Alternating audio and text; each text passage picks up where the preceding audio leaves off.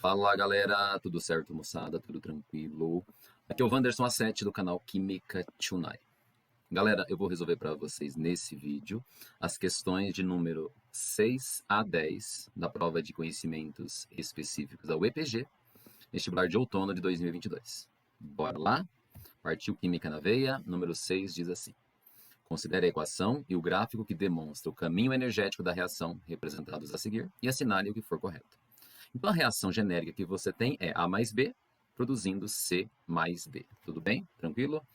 Bom, o primeiro item diz assim: 30 kJ por mol é a energia emitida na reação química. Peraí, você concorda que os reagentes estão num patamar mais baixo do que os produtos? Ou seja, essa reação é endotérmica. E se ela é endo, a energia é absorvida e não emitida. Então, o erro está aqui. Perfeito? Então, como a reação é endo, a energia é absorvida, não liberada, não emitida. Item 2. A energia de ativação da reação é igual a 50 kJ por mol. Bom, o que é energia de ativação? É a diferença energética entre o reagente, que nesse caso seria 10 kJ, até o complexo ativado, que é o topo da montanha, que é os 60 kJ. E a diferença de 10 para 60, eu acho que dá 50. Perfeito. O uso de um catalisador, pode aumentar o valor da energia de ativação. Peraí, qual que é a função de um catalisador? Acelerar uma reação. Ele acelera por quê? Porque ele cria um caminho mais fácil, uma energia de ativação menor. Então, o uso de um catalisador diminui o valor da energia de ativação. Tudo certo? 08. Para que haja formação dos produtos, o choque entre as moléculas reagentes deverá ter energia igual ou superior ao E1, que é a energia de ativação. Pera aí, vamos só lembrar rapidão. Segundo a teoria das colisões, as moléculas precisam sim de ter uma energia mínima suficiente para provocar choques efetivos. Confere, beleza? Que energia mínima é essa? Ela tem que ser pelo menos igual à energia de ativação. Se for um valor maior, melhor ainda. Então, perfeito, item 8. Para que aconteça uma reação, o choque entre as moléculas deverá ter uma energia pelo menos igual ao E1. Então, perfeito, o item 08. 16. A taxa de desenvolvimento. O que é isso, Wanderson? Velocidade. Ficou melhor, né? Ele quis dizer assim: a velocidade da reação pode ser modificada se houver um aumento da superfície de contato. Vamos só lembrar rapidão a regrinha? Quanto maior a superfície de contato, a área de contato, o que acontece com a velocidade da reação? Ela aumenta, perfeito? Então, a taxa de desenvolvimento, ou a velocidade, ela pode ser modificada se você aumentar a superfície de contato? Perfeito, ok. Então, corretas 16, 8 e 2. E normalmente eu acho que dá 26. Beleza? Vamos para a próxima. Questão 7, que fala de equilíbrio, muito legal, diz assim: corais marinhos em regiões tropicais podem formar recifes nos quais desenvolvem uma base de carbonato de cálcio, que é um sal de solubilidade muito baixa, que faz parte de sua constituição e sobre a qual ocorre a sua fixação. Em contato com água e com gás carbônico dissolvido, se estabelece o seguinte equilíbrio. Beleza? Então, tem uma reaçãozinha bem bonita, foi mostrado para você qual que é o lado exo, qual que é o lado endo, bem tranquilo, né? Sobre esse sistema, assinale o que for correto. Primeiro item. Quando a concentração do CO2, perceba que o CO2 está do lado esquerdo. Quando a concentração do CO2 se torna mais elevada, traduzindo, você está aumentando a concentração do CO2 por algum motivo, o equilíbrio se desloca no sentido direto, quer dizer, sentido normal, para a direita, e ocorre maior desgaste da base dos corais. Espera aí, se você aumentar a concentração de gás carbônico, você lembre que o equilíbrio será deslocado para a direita. O que é deslocar para a direita? É você consumir o carbonato de cálcio sólido e produzir o bicarbonato de cálcio. Percebeu que é bem mais solúvel. Olha o que ele diz: ocorre um desgaste da base dos corais? Sim, porque você está destruindo o carbonato de cálcio. Pegou? Então esse item está Tonight Forever. 02. Quando a temperatura da água diminui, a solubilidade do gás carbônico também é reduzida. Espera aí, estamos falando de solubilidade de gases em líquido. De acordo com a lei de Henry, quando você diminui a temperatura de um líquido, correto, a solubilidade de um gás dentro desse líquido, ela aumenta. Isso se chama lei de Henry, que diz que solubilidade de um gás em líquido ela é inversamente proporcional à temperatura. Está dizendo no item 2 que se você diminuir a temperatura, a solubilidade também diminui. Mentira, quanto mais fria a água estiver, maior a solubilidade do gás carbônico ou outro gás nessa água. Então já está errado. Ok? 0,4. O aumento da temperatura da água do mar favorece a reação no sentido inverso e, consequentemente, a deposição de carbonato de cálcio nos recifes. E aí? Quando você aumenta a temperatura, qual lado você favorece? Ah, Wander, quando aumenta a temperatura, a gente favorece o lado endotérmico, o sentido endotérmico. E o endotérmico nessa reação é da direita para a esquerda. Faz sentido? Quer dizer que se eu começar a aumentar demais a temperatura, esse equilíbrio será deslocado para onde? Está deslocado para a esquerda. Deixa eu apagar essas flechinhas aqui para não confundir. Confere. Bom, se o equilíbrio for deslocado para a esquerda, você vai favorecer a formação do carbonato de cálcio sólido, ou seja, vai se depositar mais carbonato de cálcio nos recifes. Perfeito? Então, ok, show de bola. 0,8 eu tenho um pouquinho de estequiometria. Na reação direta, quer dizer, aquela reação normal da esquerda para a direita, para cada 100 gramas de carbonato de cálcio são consumidos 22,4 litros de CO2. Bom, se você olhar para a reação, você vai perceber que a proporção é 1 mol de carbonato de cálcio, que para quem não se lembrava, tem massa exatamente igual a 100 gramas. Se você somar as massas individuais, vai dar 100. Beleza? Cada 1 mol de carbonato de cálcio consome 1 mol de gás carbônico. Espera aí, 1 mol de gás carbônico nas condições normais, que volume ocuparia? 22,4 litros. 1 mol nas condições normais de temperatura e pressão sempre ocupa 22,4. Então, se você utilizar 100 gramas de carbonato de cálcio, quanto de gás carbônico você vai usar? 22,4 litros. Portanto, o item número 2 está perfeito. 16. O produto da reação direta é um sal inorgânico denominado bicarbonato de cálcio. Bom, se vocês olharem para essa fórmula final aqui, você poderia chamar de hidrogenocarbonato de cálcio, mas também pode chamar de bicarbonato de cálcio. Perfeito. Então, corretas 16, 8, 4 e 1. Essa soma normalmente deve dar 29. Beleza? Bora para frente. A oitava questão diz assim: o ródio, RH, é um metal raro muito utilizado na produção de catalisadores, como o catalisador para remoção de poluentes dos gases emitidos por motores a combustão. Esse metal não reage com ácido clorídrico, mas reage com nítrico, produzindo ródio mais 3 e NO2. O cobre metálico pode provocar a redução do ródio mais 3 em solução. Espera um pouquinho, cobre metálico perto do ródio mais 3 pode fazer com que o ródio se reduza? É isso, Wanderson? Então, o que eu quero dizer com essa afirmação? Se o cobre faz o ródio se reduzir, dá para você sacar o seguinte, que o potencial de redução do ródio mais 3 para ródio 0, forma metálica, ele deve ser maior do que o potencial de redução do cobre 2+ para cobre 0. O texto falou de uma maneira diferente. Fala que o cobre pode fazer com que o ródio se reduza. Bom, para o ródio realmente se reduzir, o potencial de redução dele tem que ser maior que o do cobre. Não sei quanto é, mas vai ser maior que 0,34, que é o valor do cobre na tabela. Pegou? Agora, olha como é que ele continua. A prata metálica não faz isso. A prata metálica não consegue fazer o ródio se reduzir. Por que será? Porque o potencial de redução desse ródio mais 3 transformando-se em ródio 0 deve ser menor do que o potencial de redução da prata. Para ficar bonitinha, a prata mais se transformando em prata metálica. Ou seja, o potencial do ródio, que eu não sei o valor, vai estar entre 0,34 positivo e 0,80, que são os valores de cobre e prata nos dados do exercício. Pegou? Beleza? Olha o primeiro item, o que diz? O potencial padrão da semi-reação de redução do ródio 3+ a ródio metálico é maior que o valor da semi-reação H+H2. Bom, você concorda que o do cobre era mais 0,34, o da prata é mais 0,80, o do ródio está entre esses valores, mas vai ser positivo. Compara com o hidrogênio, que é o nosso padrão, que tem um potencial 0. Com certeza o do ródio vai ser maior que 0. Então, o potencial padrão da semi-reação de redução do ródio é maior que da semi-reação do H+ virando H2. Perfeito. Pronto. Beleza?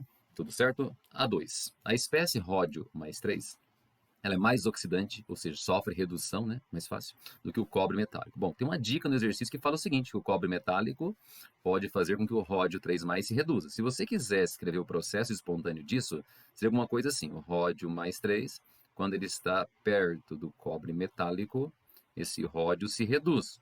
Eu errei, peraí, vamos voltar aqui. Esse ródio se reduz. Reduz para quanto?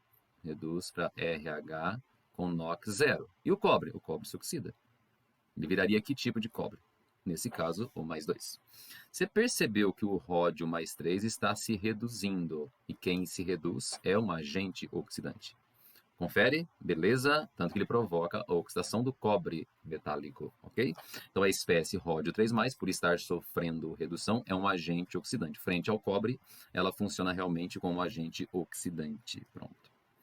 0,4. O potencial padrão da semi-reação de redução do ródio 3+, a ródio metálico, é menor do que o da prata. Olha para essa observação que o Wanderson fez aqui, a segunda observação. Realmente, ele é menor. O ródio metálico tem maior potencial de redução do que o ácido nítrico. Peraí, o texto fala que o ródio metálico se oxida na presença de ácido nítrico. Confere? Se ele se oxida na presença de ácido nítrico, ele tem um potencial de redução menor. O ácido nítrico tem um potencial de redução maior. Está dizendo que o ródio tem um potencial de redução maior que o do nítrico? Mentira. Se ele fosse maior do que o do nítrico, a tendência dele seria sofrer redução, e não é o que o texto diz. Quando o ródio metálico vira ródio mais 3, ele está se oxidando. E só se oxida quem tem um potencial de redução menor. Então está errado esse item por causa da palavra maior. E a 16 eu te dei a resposta sem querer. O valor do potencial padrão da semi-reação de redução do ródio 3+, a ródio 0, tem um valor intermediário entre os das semi-reações cobre 2+, e prata. O que vocês acham?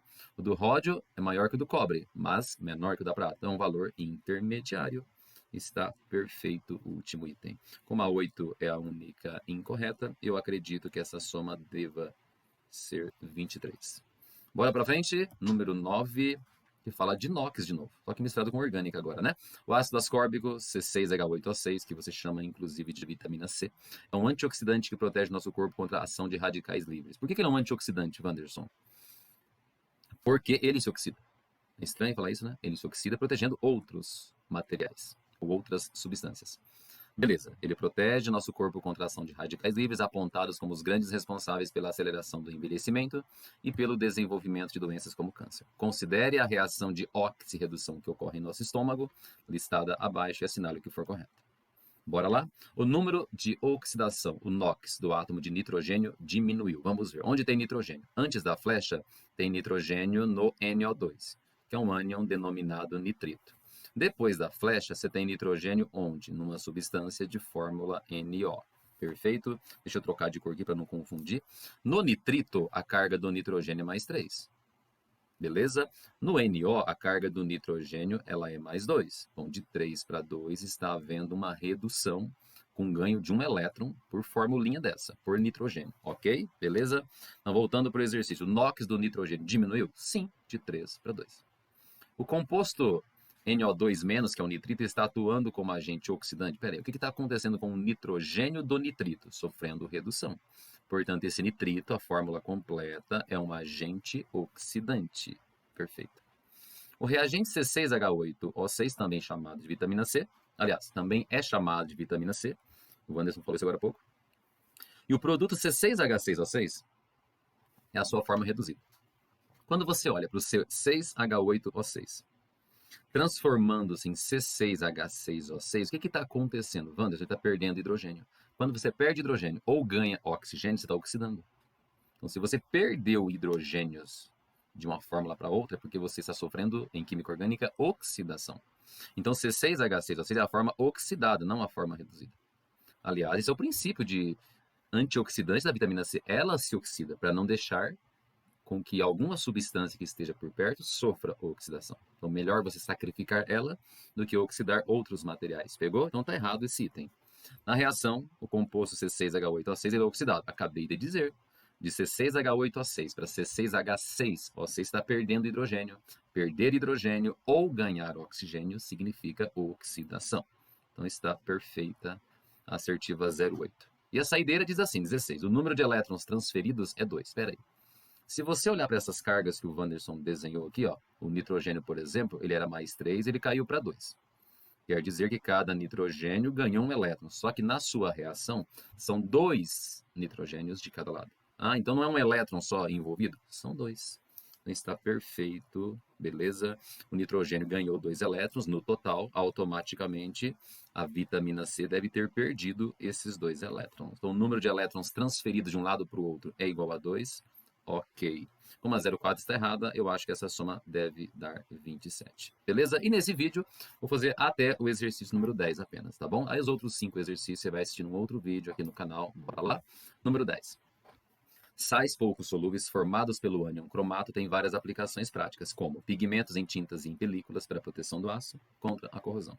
Considere os seguintes dados de solubilidade em água para os 3 cromatos a 25 graus. Beleza? Bom, deu o KPS dos 3, que é aquela constante do produto de solubilidade. Baseando-se nessas informações, assinale o que for correto. Vamos lá? Primeiro item. O composto mais solúvel em água é o PbCrO4.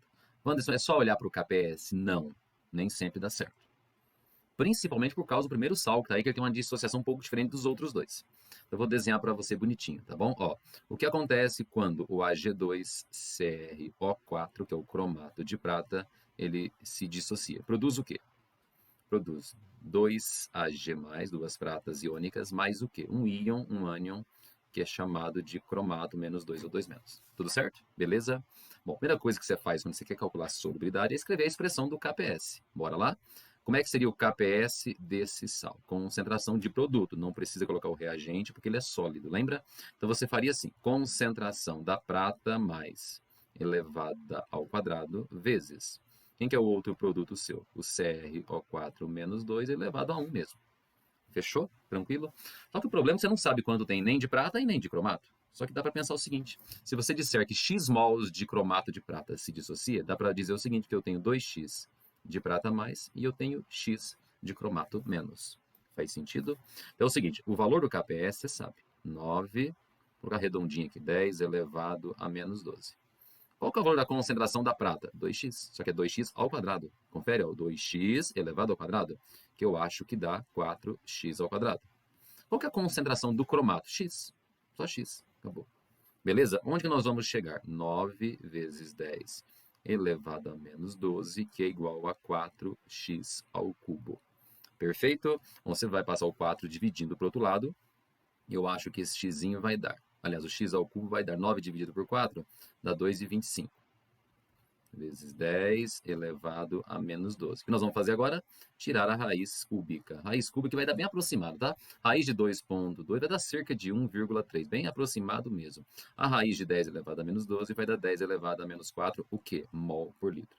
O que é isso? Esse x é a real solubilidade em mol por litro. Então, a solubilidade da primeira substância, 1,3, 10 a menos 4. Agora, a solubilidade dos outros dois, eu não precisa fazer conta, assim, demorada. Por quê? Esses outros dois sais que dissociam na proporção de um cátion para um ânion. Então, para esses sais, dá para você fazer rapidão. É só tirar a raiz quadrada do KPS. Entendeu o que eu falei? Então, a solubilidade do segundo sal aqui, se você tirar a raiz quadrada de 2, 10 a menos 10, qual que é a raiz quadrada de 2? Aproximadamente 1,41, 1,4. Raiz quadrada de 10 a menos 10. 10 a menos 5. Está pronta já a solubilidade do cromato de bário. E do outro sal, que é o cromato de chumbo, como é que faz? Se você tirar a raiz quadrada de 1,8, vai dar cerca de 1,3. E se você tirar a raiz quadrada de 10 a menos 14, eu acho que dá 10 a menos 7. Então, quando dois sais dissociam na proporção de um cátion para um ânion, faz direto, rapidão. Então, eu já achei a solubilidade dos três. A do cromato de prata está aqui, a do cromato de bário está aqui, a do cromato de chumbo também está aqui. Bom, agora é só responder. Bora para frente. O composto mais solúvel em água, que é de maior solubilidade, é o cromato de chumbo. Vamos ver. O de maior valor é o de prata, que é 10 a menos 4. Então, está errada. O composto cromato de bário em água libera íons bário e íons cromato conforme a sua solubilidade. Quer dizer, o pouquinho que dissolve produz bário 2+, e cromato 2-, está perfeito. A solubilidade molar, quer dizer, em mol por litro, do cromato de bário é de aproximadamente 1,41, 10 a menos 5. Acabei de te mostrar, inclusive. Então está perfeito esse item também. Não é possível determinar qual o composto mais solúvel. Nem vou ler o resto. Eu acabei de falar quem é o mais solúvel e quem é o menos solúvel. Eu calculei a solubilidade. Então, já era. Beleza? Tranquilo? A expressão para o produto de solubilidade KPS do cromato de prata é dada por... Bom, se você conferir essa expressãozinha aqui, tem exatamente a ver com aquela que eu coloquei no comecinho do exercício. Prata mais ao quadrado vezes concentração de cromato, a expressão é exatamente essa. Então, somatória 16 mais 4 dá 20. Com mais 2, eu acho que essa soma deu 22. Beleza, galera? Se você gostou, se você entendeu, curta esse vídeo, clica lá que você gostou. beleza? Compartilhe com quem você puder, com a torcida do Corinthians, do Flamengo, pelo menos, tá bom? Um grande abraço e até o próximo vídeo com a continuação da resolução da UEPG. Beleza? Um abraço, fui.